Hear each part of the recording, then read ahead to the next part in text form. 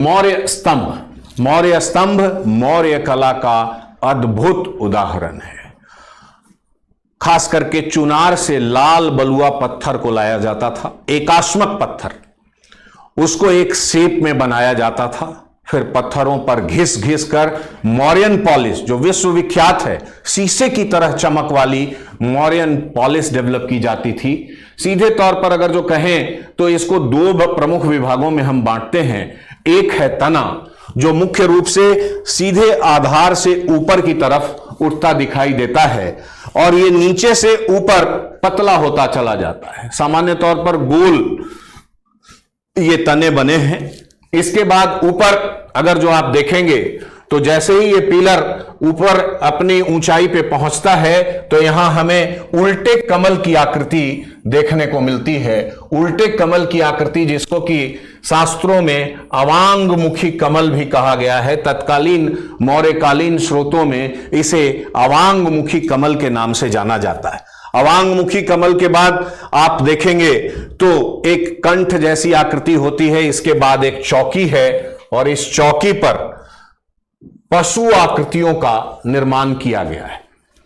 इस पशु आकृतियों की अगर जो हम चर्चा करें तो इसमें पूर्ण रूपेण हमें एक विकास का क्रम देखने को मिलता है कि किस तरीके से मौर्यों ने इसे विकसित करने की कोशिश की।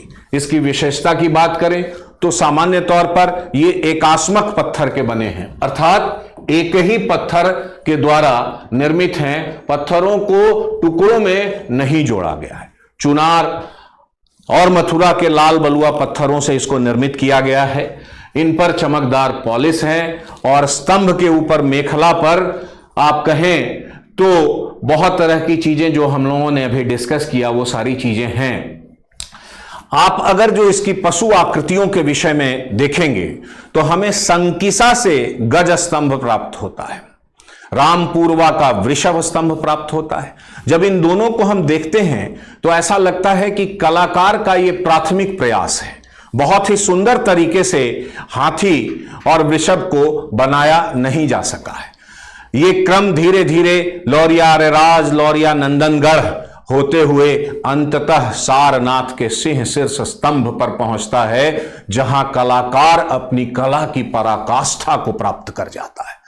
जिस जगह पर इस तरीके से चार सिंह को एक दूसरे से पीठ किए हुए दिखाया गया है, एक फेस से आप देखेंगे तो तीन ही दिखेंगे, लेकिन इतने सुंदर तरीके से रूपांकन कर सकने में कलाकार सक्षम हुए हैं कि उनके सिंह के एक एक बाल, उसके चेहरे की भाव भंगिमा, उसकी नसें तक को उकेर दी गई है और मौर्यन पॉलिश उस पर किया गया है। ऐसा लगता है कि अबैकस से अब शेर पूरी तरह से कूद कर बाहर आ जाएगा। इतना यथार्थवादी कला यहां पर देखने को हमें मिलता है। इस तरीके की सिंह शीर्ष को बनाने की कोशिश की गई है कि जिसमें बड़े पैमाने पर इसके एबैकस पर चार पशुओं को भी दिखाने की कोशिश की गई है, जिसमें हाथी, घोड़ा, बैल और सिंह हैं और उसके बीच में चक्र बनाया गया है जिसमें 24 तीलियां हैं।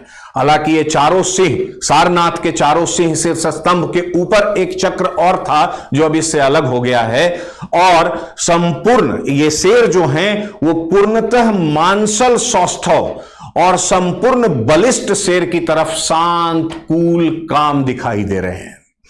ये कलाकार की भावाभिव्यक्ति है कि वो भारतीय संदर्भ को समझते हुए शेर को शांत चित्त एकदम उस चौकी पर बैठा हुआ दिखा सकने में सक्षम हुआ। इसकी अगर जो बात की जाए, इसके सैद्धांतिक पक्षों की बात की जाए तो इसके दो एस्पेक्ट हमें देखने को मिलते हैं। पहला तो यह है कि यदि इसे बौद्ध धर्म से जोड़ा जाए तो हम ये कह सकते हैं कि सिंह शाक्य बुद्ध की प्रतिभा, उनके ज्ञान चारों तरफ फैल चुके हैं और ऊपर चक्र लगा है। इसका मतलब है कि सिंह शाक्य बुद्ध के ज्ञान चारों तरफ फैल चुके हैं। दूसरी बात, यदि राजा से इसकी तुलना की जाए तो ऐसा प्रतीत होता है कि देवा नाम पिए प्रियदर्शी अशोक की पातका पूरे चारों दिशाओं में फैल चुकी है वो और चक्रवर्ती की अवधारणा की तरफ आगे बढ़ रहा है। तो इस तरीके से इसकी भावाभिव्यक्ति को हम देख सकते हैं। यह